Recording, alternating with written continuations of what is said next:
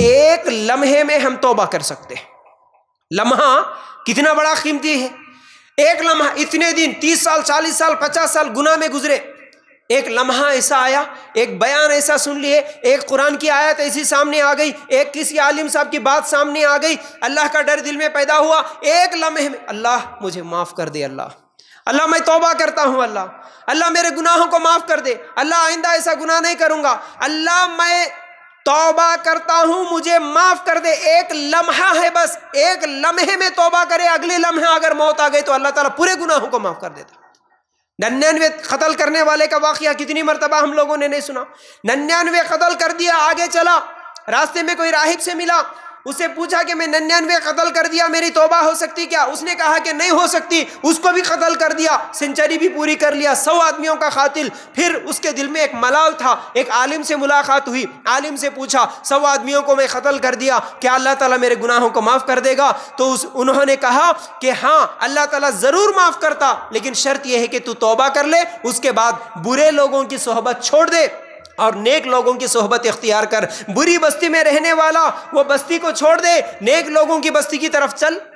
کیا کیا اس نے؟ نماز پڑھا؟ نہیں۔ روزہ رکھا؟ نہیں۔ حج کیا؟ نہیں۔ کوئی لمبے ٹھہر کے قیام کیا، لمبی نفل نمازیں پڑھا، وقت بہت زیادہ لگایا کیا دین کے کام میں؟ اللہ کے لیے بہت زیادہ سال وقت لگایا؟ کچھ بھی نہیں کرا۔ دل میں خیال آیا اچھا ٹھیک ہے میں توبہ کرتا ہوں، اللہ مجھے معاف کر دے، اب میں دل میں ارادہ ہے صرف، اور برے لوگوں کی بستی چھوڑا اور نیک لوگوں کی بستی کی طرف چلا۔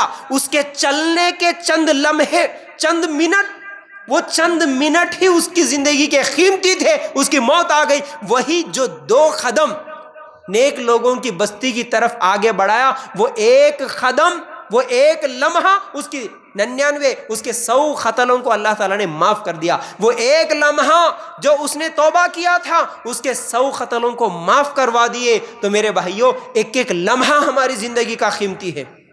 اللہ کے رسول صلی اللہ علیہ وسلم کی حدیث ہے، ہم کتنی مرتبہ پڑھتے ہیں ذکر و اذکار کے تعلق سے، جس نے لا الہ الا اللہ کہا اس کی کتنی فضیلت، الحمدللہ کہا اس کی کتنی فضیلت، سبحان اللہ کہا، اللہ اکبر کہا۔ دیکھیے اللہ کے رسول صلی اللہ علیہ وسلم کی حدیث ہے نا کہ جس نے سبحان اللہ، الحمدللہ، ولا الہ الا اللہ واللہ اکبر، جس نے ایک مرتبہ یہ کلمات کہے، اس کے لیے جنت میں باغ لگا دیا جاتا ہے۔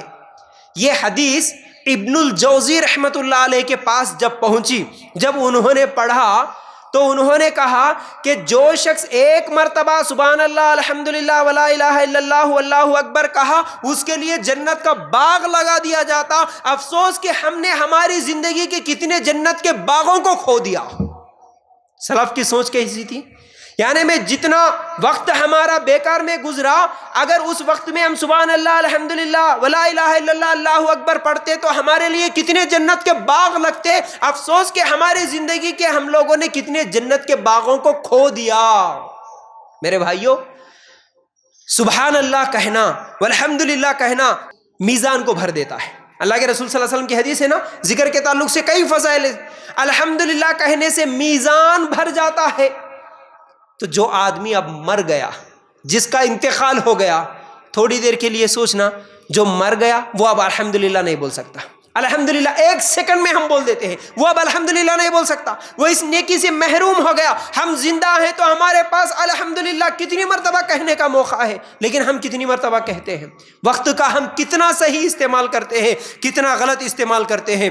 اور ایک محدثین ایک حدیث کی تفسیر کرتے ہوئے، ایک حدیث کی توجیہ کرتے ہوئے، تشریح کرتے ہوئے سمجھاتے ہیں، حمام سے ہم باہر نکلتے نا بھائی، حمام میں جانے کے بعد جو باہر نکلتے ہوئے ایک دعا پڑھتے، کون سی؟ غفرانک۔ غفرانک جو حمام سے باہر نکلتے وقت، بیت الخلاء سے باہر نکلتے وقت ہم لوگ جو غفرانک کہتے ہیں، اس کا مطلب اللہ میں مغفرت چاہتا ہوں، اس کا مطلب ہے اللہ میں مغفرت چاہتا ہوں۔ اللہ کے رسول صلی اللہ علیہ وسلم بیت الخلاء سے باہر نکلتے وقت غفرانک کیوں پڑھے؟ نعوذ باللہ، کیا گناہ کر کے آئے؟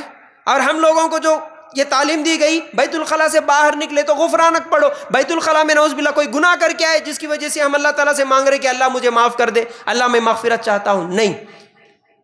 اس حدیث کو سمجھاتے ہوئے ہمارے سلف کہتے ہیں اللہ کے رسول صلی اللہ علیہ وسلم ہمیشہ ذکر کرتے تھے، اللہ کے رسول صلی اللہ علیہ وسلم ہمیشہ ذکر کرتے تھے، جیسا کہ ہم بھی کئی حدیثوں میں دیکھتے ہیں، کپڑے پہنتے ہیں تو دعا، سواری پہ بیٹھتے ہیں تو دعا، مسجد میں جاتے ہیں تو دعا، مسجد سے باہر نکلنے کی دعا، کھانے کی دعا، لیٹتے وقت دعا، یعنی اللہ کے رسول صلی اللہ علیہ وسلم کی زبان پہ ہمیشہ ذکر رہتا ہی رہتا تھا۔ لیکن حمام میں ذکر کرنا جائز نہیں ہے، بیت الخلاء میں جانے کے بعد ذکر کرنا جائز نہیں ہے۔ تو جو بیت الخلاء میں بیٹھنے کا جتنا وقت ہے اس میں ذکر نہیں کر سکے، اس لیے اللہ کے رسول صلی اللہ علیہ وسلم باہر نکلتے تو اللہ تعالیٰ سے معافی مانگتے ہیں، یہ ہے غفرانک کا مطلب۔